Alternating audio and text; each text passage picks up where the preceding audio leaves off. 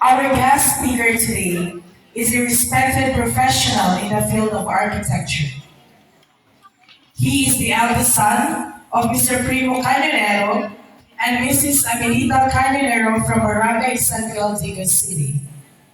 He graduated Bachelor of Science in Architecture from the University of Mindanao Matina Campus, Davao City.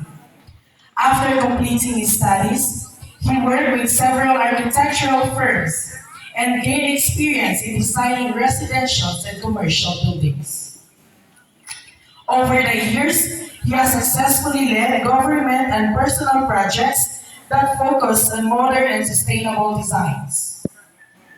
As of now, he is a technical advisor for architectural design in Provincial's Engineer's Office and a consultant architect of Provincial Government of Davao del Sur.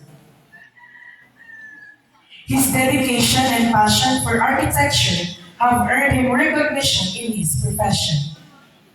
Today, he is here to share his experiences and inspire the graduating class to pursue their dreams and build a bright future. Ladies and gentlemen, our guest speaker, architect Adrian Alisoso Carnero.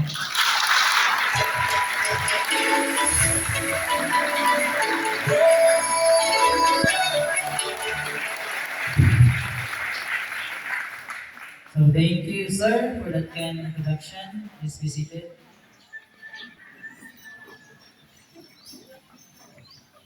So good morning, everyone. To our school principal, Sir Julius Casanyares, good morning. To our school division superintendent, Ma'am Melanie P. Estacio, represented by Sir Peter Jason Senarelios, Senior Education Program Specialist. To our barangay captain, Honorable Juliano Hermoso Jr., sa iyang mga kagawad. To our PTA officials, to our dedicated, handsome, and beautiful teachers, good morning. To our proud parents, graduates, and guests, good morning. First of all, congratulations, graduates. Magpaka natin ang mga sarili. We're finally made it. Today is not just a celebration of finishing high school, junior high school. This is a celebration of your journey sa inyong mga sakripisyo, inyong mga hagit na gatubang, inyong mga danggong na padayon ninyong giapas. Graduates, karon nga adlaw is a milestone. Pero tinuod yun, this is not the destination. This is just the beginning. When I was invited to be your guest speaker, I checked my schedule and my blueprints.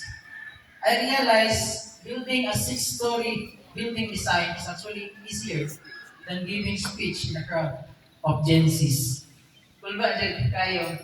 Usually, 8 seconds na daw ang inyong attention span based sa research. So, I was worried kasi mga ghost project kung yung dali sa tubangan. So, ano ni? Tulog oras na ba niya akong space? Okay na? Anyway, so kapit lang ah. So, I am Architect Adrian Alisoso Carnero. It's my honor to be here standing in front of you. Nadala na ako ang sumpay sa aking pangalan, nga akong gipangandoy. Proud to say na anak ko ni Ami o ni Boy Carnero, talagang sa Ginoo, nandiyan sila ay architect. Grabe, diyan ako din na school, 16 years old pa ko. Karon 29 na, 13 years na nilabay kan karon. Tuloy pa kayo na yung school sa una. Napay kalakap na room. Kung sige pa dyan kabahaan. Pero grabe lang ang indot. Kung thankful o proud kayo ko, nadali ko ni graduate. So thank you so much, Ikpit National High School, for having me here as your guest speaker for today's school year 2025-2026. Graduation ceremony will be Filipino graduates prepared to lead with competence and character. Ibig sabihin, Pilipinong nagsipagtapos, handang mamuno ng may kagayahan at mabuting pagkatao. Ang tahanan ko, prepared na ba mong lead sa isang unsa na hagit sa kinabuhi? Ready na ba mo mahimong presidente sa Pilipinas? Siyempre, kahawag sa mga teachers din, for sure. higay magituluan sa karon. Malay na to, ay mga presidente diri pohon, dili ra ba ni basta-basta ang impit. Kailangan kayo ni produkto mga profesional. Kitang tanan kaya na to ulit. Dili lang kay kanta, dapat ugutan, tikon, ug maabilidad punta. Oo, nakainundot ko na kaya ninyo. Pwede ka din mo. Sarili ko sa sarili. So to Ma'am Miraflor Mata, ang classmate from kinder to high school, na ginapangayuan akong 5 dati. Palit sa akin. So, Sir Wilbert Raya, my favorite teacher. Thank you, sir, thank you for inviting me. Ganong favorite teacher mo na si sir. Aside sa kaliwat, itagaan din ko niya grado na 112. Siguro sa grade. Sa TLE. So, I don't know kung nakainom na pa ba niya si sir. So, bisa ng sound na niya compute, 112 ka na magawas. So, maumian na siya lang na nabalis perfect man. So, 98 lang sa gawin ni Gardo sa aqua. Tapos, ang sobra, itapat na lang ako next reading. So, I don't know kung pasinanay na mali sa invitation nato. Out lang ni sir. Okay. So, anyway, sa una pa doon po nila gi-invite, mag-speaker katong time ni Ma'am Riza Villalona. So, di palibad pa ko kay i-invite po sa San Miguel Elementary School na mag-speaker that time. So, naisip na ko, naon sana ako ang elementary bago ang high school. So, last year, ako man nag-speaker sa San Miguel, kung diri na po karon. So, I would like to grab this opportunity na mga salamat sa kaalam o sakripisyo na naging teacher na ko din sa una. Yung dili tungod sa inyong kahibalo, pasensya, disiplina o pagigugma, nako, naging dalan mo sa akong maayong pagkakot sa akong kalandoy. Wala siguro ko diri karon sa inyong tubangan. Daghang kayong salamat. You are the silent heroes behind my success. So, kami na lang din akong teachers na nagilin diri pag malkin ang uban. Si Ma'am Maghanoy, si Ma'am Madrake, si Ryan na lang din. Nya, akong classmate, si Ma'am Miraflor o ang akong schoolmate si Ma'am Regine. So, graduates, I stand here not just an architect, but someone who once sat where you are now. Excited, nervous, and honestly, a little confused. Sa dihang nag-graduate ko, abi na ko klaro na tanan. I thought life would follow straight lines. Study, work, succeed. Pero kabalo mo sa life is not straight line. It's more like a blueprint that keeps changing. Graduate, here's the truth. You don't need to have everything figured out today. Dili kinahanglan kabalo ng dayon kung sa inyong mahimong 5 or 10 years from now. What matter is that you keep building step by step, decision by decision. Build your dreams. Maski gamay lang na step, padayon lang. Build your character because without integrity is unstable foundation. And most importantly, build your courage. Kaya daghan mo og challenges na tumangon. But you are stronger than you think. So, pinsa man diri ang ulat na lipay nga ni-graduate. Ha? May kabaw ko kaninyong sa inyong batch na nag-broken hearted diri. Ako ba? Pinsa may mingawon na dili na nila makita o kauban nilang crush. Or ilang uyab. Ha? Pinsa may mag-uyab diri kay? Okay. Ayaw na pinaka-parents. Anyway, even in architecture, we have love stories. My first love was in person. It was my dream. I fell in love with the idea of seeing my drawing become reality.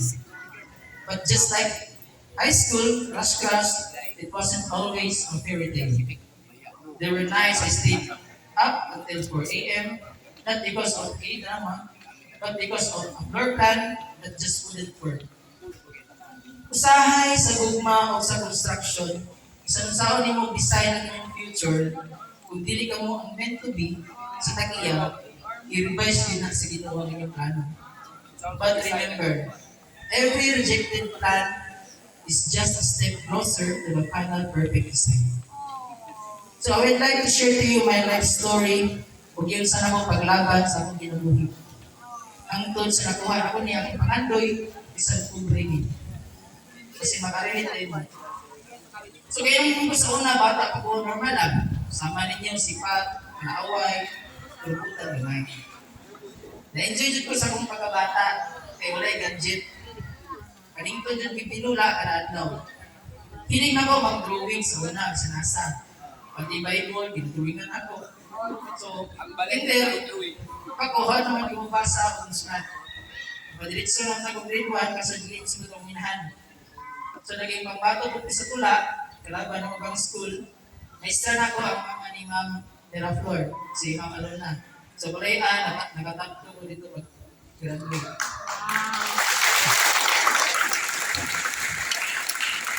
So, grade 1, sa panabo ko ng eskwela, iparayas mo sa mga Kuya Andre. Kung dito po nasa na papa sa trabaho, pagka security guard sa salingan. Sa murang edad na ko, ito ko nakafeel kung kapangit sa kinuwi. Sige may kasakit, tapos layo kayo ng eskwelahan. Mga 1 kilometer, mga backline. Night times, wala din yung sudan. Nagilang na sa Usahay may pinura, kasudan. Ang maligyan na lang may bakal, ito gata sa tuloy. Ngayon na lang may sa silingan kung malamas, kaya bakit din sa wala pa iswildo. Dili mo ang tangon, kaya wala na kailangan. Pag masakit si mama, ako'y mong labag. Balon pagid ang source of water dito. Delikado kayo. Sa kapait, sa kayutang, nanunod na lang po mga gulay, para na ay pagkuhan. Pangguna po sa among silingan, nagaan ko 5 pang balon ako. Pagkita dyan, 7 pa akong edad that time. Salamat na lang po, may nuris ko dito sa school. Kaya nauli na ako, kadala dyan ko tinapa, noodles, gatas, biscuit, bugas. Ihato din taon ko sa akong classmate na akong tao, kaya di ko pinako.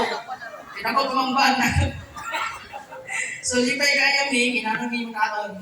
Mas nalikamot naman ko pag-skila despite sa kalisod. Kaliwan sa Ginoo, natakpan ko dito.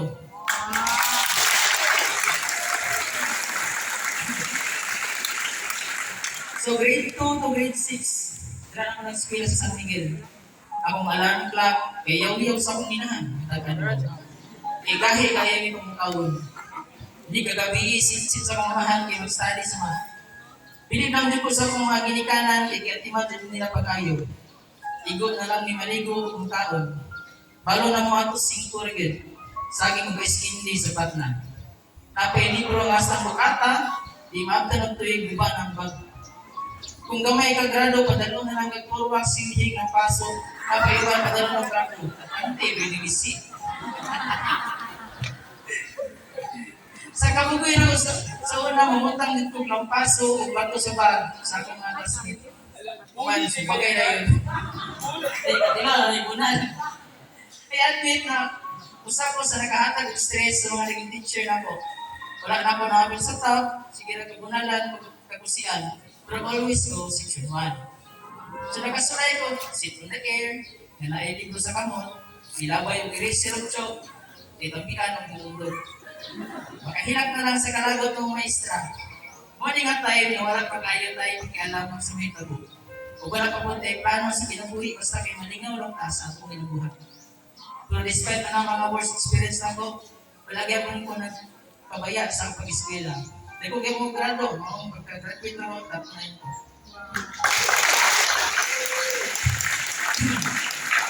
So nag-high school ko din Nag-apply ka ako, atong pinalit na mo sa bakalan. Sige, tawad ka dyan. Kaya, bisan nagabahal din yung eskwela gihapon. Pag-graduate, kaya wala na yung makalimpyo sa room, nanapok kayo. Nangabasa pa ang mga libro. Doon dyan kayo ito ng eskwelahan. Pero ang mga estudyante, grabe kakugihan. Mga on media dyan, ng kahuya. Ako marimember na ng kahuya. Diyan may mga sa babaw sa una, ipaulaw mi sa isutan. So dili na ako dili na ako nasa ang akong skills. Naging active sa mga curricular activities like Boy Scout, poster making, chess, dance competition. Paglabas sa tanan, nagka-crush, nag-uyab. So daghan man na ibog sa sa una. Kay gusto man tong enforce na so mo na mong grupo. So akong leader. Kaya imo mo nung buhok sa una. So isa ko sa art club din sa una. Kaya gusto ko ngayon mong sayaw o mag-play. Every time na event diri, nag-perform yun si. So di jud may kabalo maulaw sa una. So ni-graduate ko diri, pero wala jud ko natap. Hapit lang. Dagan lang ko special awards nga natawad. So paano na ko na-discover ang kurso? Bantay man good, naikikantap assessment din about sa career. Pa-exam sa result, igawas man na ang architecture o pari. So sa ko una, hindi lang ko mag-pari. Kasi pili mo yung tanong ng kagwapo ba? So nag-ask ko sa akong papa, naman saan mag-course ang architecture. So ano siya, mauna yung mga nagaplano o design sa mga balay o building. So hilig mo ko mag-drawing ng balay sa una. So mauna din ko ang kurso. Kaya wala man na din sa Digos. So sa UMW, kung nag-eskwela.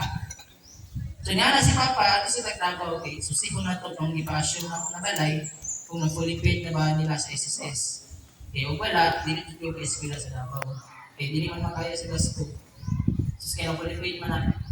So dito na yun sa UM Davao na Kendall. Apply na yun si Papa o educational loan. So nag-improve ako sa educational study now, pay later, sa SSS.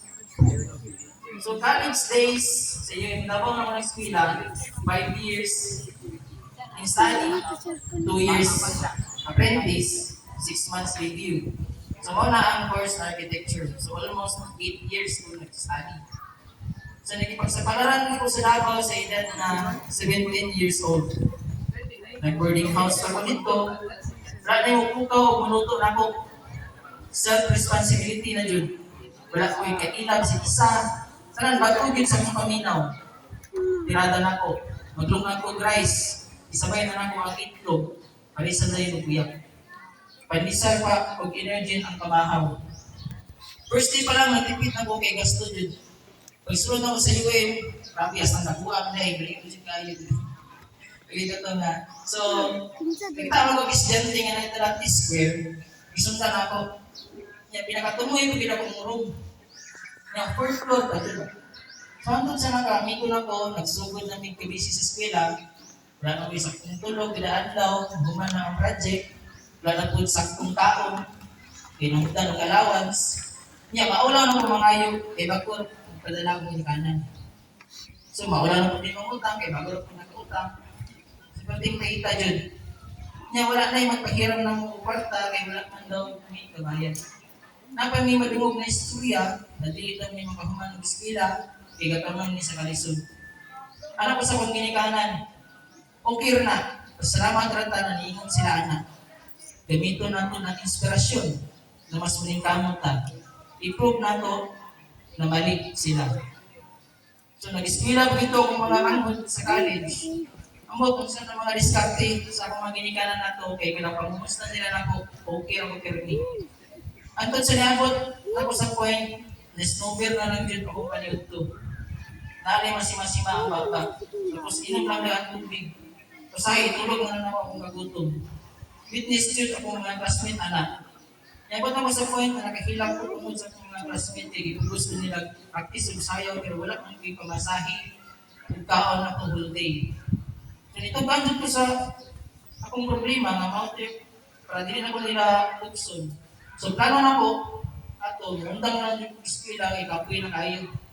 Mayat na kayo po, ang mga ginikanan, mayat po dun sa problema. Pero nianak ko sa kong sarili, laban lang self. I-motivate akong sarili ba? Laban lang self, di gusto mo nini mo, mag-kurso, dapat din mo. Kung ipugos pa lang po sa kong ginikanan na ng kurso, hindi dito tumutiwas ani. dili kaya kaya sa estado sa among kinabuhi. So mga ginikanan, suportahin dyan din yung mga anak kung unsay gusto nilang kurso. Kaya dyan din yung silabuti kung unsa nilang kuhaon kay magkinaon sa mulaban din na sila. Dili masayang ang gasto. Ano to, naluoy man sila sa kuha, nagmakamot sila o gitagaan nila ng kwarta. Ipagkaan nila og Jollibee. Dito na nagsugod kay giparangga ko nila. Every day, sabay na ni mga on, kay librihon ko nila. Wakaon ako sa mga restaurant. Hindi kagabihin, magtapok ni tanan sa isa ka balay kay magbilar og drawing. Diskarte na ko. Tabangan ako sila og drawing, pag mahuman ko, para makalibre ko panihapon o pamahaw. Antod na lang nga naka-apply ko trabaho for year ko, part-time, half-day, 600. So, sa akong maestro ng architect, dili na dyan makaya ang mga expenses. Paliwan sa Ginoo, di gamit din siya ang mga instrumento. This is days na ko, wala din pisa reading laptop. Maong i-offer akong amo, na gamiton ang computer, kasi mihawa ako sa trabaho. Tapos ni-offer ko ng parents akong classmate na siya na mulukad ng ticket pa Manila para sa among research. So palangga kayo mo ito nila. Walang takiya sa tutko clinic karon. So grabe ka pa ngayon ang pamilya. Sa pilit ni kadugo, labang yun. So after thesis, dili naman din makaya ang boarding house kay mahal ang monthly. I-offer na po sila sa akong ginikanan na sa ilaha ko mag-stay. Libre tanan. Mga 2 years ko sa ilaha. Isali ko, ituring na nila ka. Tabang ako nilang limpyo o pagkaon sa mga hayop. So despite sa akong mga kaagi, niliman tanan, musultin ako, nagpabilin ka po kung malipod, dapat kalipod. So year 2018, ni-graduate ko, nawalay sariling laptop, o karoon ng cellphone. Puro na ko hiram. Palihan sa Ginoo, June 2023, nahimo na dyan ko architect. Nagtrabaho ko diya karoon sa Provincial Engineer's Office.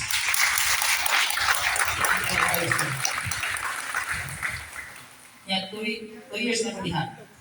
So, daghan ko government projects nga napatukod ko mga balay. Proud kaayo ko nga nakasupport na ko sa akong pamilya. Nakapatukod ako sa sariling balay, so akong manghod. Tabangan ako na si Michael, very good ni graduate, nag-take ng exam sa pagka-civil engineer. Kung service dyan, nag-criminology, graduating na next year. So I would like to grab this opportunity na magpasalamat ako sa akong amahan na si Pilit Degard, diri sa Sagingan. So, si makita niyo na bike niya, ako ng amahan. Si Primo Boy Canyonero. So, nagabay ka rin ito na duty. Kung sa akong inahan na si Ami Canyonero, na dito nag-itukod. Undo kami! Hotel kayo sa tuwa. So, sa ilang pagpaningkamot, sakripisyo, suporta o gugma sa among mag-igsoon, despite sa kakubrihon, paningkamot yung taon sila na makahuman ng eskwela. Isang gasto kayo mo kurso. Anak pa sila, wala man may kabilin sa inyo, kaya wala man may sariling balay, yuta o dagang kwarta, ang edukasyon rin pag among may pamana sa inyo ha. Kaya ka na, dili na makawat, kung daladala ninyo na hantod sa hantod. Dagan kayo salamat mga pa, o dili tungod ninyo, wala may maabot karon. Na-realize na ko, na dili judi ay babag ang kapubrihon para dili ka makahuman ng eskwela. Kaya ang Ginoo permina naglantaw sa atong nagintang. Maong kamo ayaw din mong sugod na dili mo na eskwelahan sa ginikanan, diskarte mo. Kung tanaw nyo dili nila kaya, daghan nga working student, ron na nahimong successful sa kinabuhi. Focus lang sa kinabuhi, dili lang yun na. Permi sa yun. Ilaw ninyo yung gusto. Okay lang ma-fail kaya diyan ka maka-learn. There will be failures. Try moment nga marang gusto na lang ka mahunong, pero ayaw kalimti. Failure is not the opposite of success. It's part of it. Kung mapildi ka, bangon. Kung handlo ka, padayon. As we say, padayon lang yun. Laban na ayaw undang. Dagan pamaagi basta panikamutan o sabayan sa pagkampo. Inumdumi kini, ang kalampusan dili sukatan sa grado, kundi sa pagpaningkamot, disiplina o gugma sa pagtuon. Sa inyong pagpadayon sa senior high, lahi na dyan ang storya. Dagan mo makatunan, dili lang libro, kundi sa kinabuhi. Naay bagong classmate, teachers, at syempre, bagong crush, kukuyan. Kaya sa mga pagbinyo, focus mo sa pag-eskwela. Dagan ko mo masulatan na pagsulay. Ayaw kahadlok. Tanang kaagi na ikapalit ng opportunity. Dili dali mahimong estudyante karong panahon na. Nanay teknolohiya, distraction, o iban ang kabaraka. Pero kung magpabilin mo mga tinunanon sa inyong pangandoy, magkagkot, yun ang ninyo inyong mga damlo. Pangarap o dako, saligi inyong sarili o labi na, paghigugma sa inyong ginikanan o sa Ginoo. Ang inyong kaugmahan nakagad sa inyong mga desisyon karon. Ayos, sayagi ang panahon. Gamita kini sa saktong pamaagi. Kung ayaw kalimti, bisan unsa kalisod, naara gyapon ang inyong pamilya o ang Ginoo andam malalay kanimo. Mga graduates, congratulations. Nahuman na jud mo sa inyong junior high school. Ang inyong nakabot karon bunga sa inyong pagpaningkamot. Suporta sa inyong mga ginikanan ug sa walay puwas ng pag-guide sa inyong mga maestro ug maestra. So I would like to grab this opportunity na mga pasalamat sa inyong teachers and parents. So graduates, palihog ng mundo. So ito ba nga inyong teachers?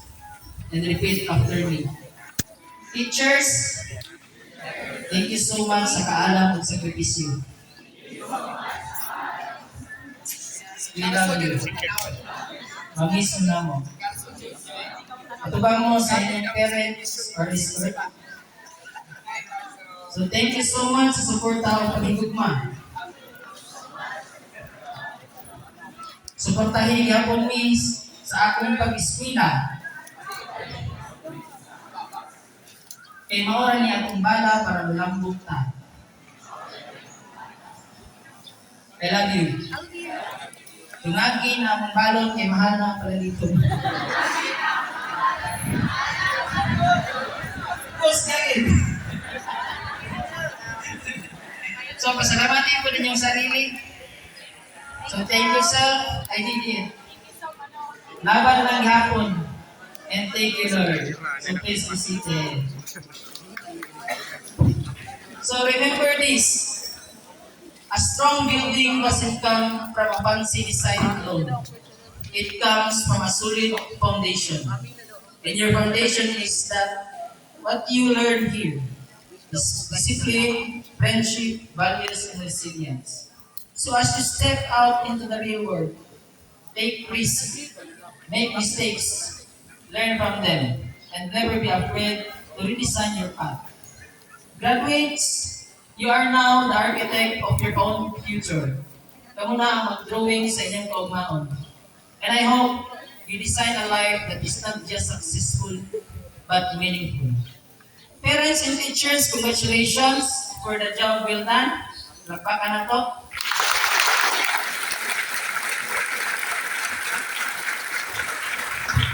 Graduates, you did it. I-graduate na dito mo sa junior high school. Proud kayo ninyo. Enjoy this day. Padayon lang mo, dala ang kaalam, kaayo, kaisog, ng inyong nakatunan din. Congratulations, ipit na siya high school, class of 2026. The future is yours. I am Architect Adrian Alisoso Cadinero, a member of United Architects of the Philippines, Davao Alpha Chapter. Thank you and God bless.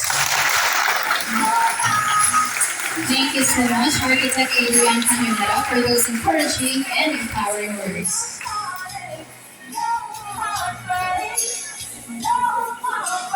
This is everything.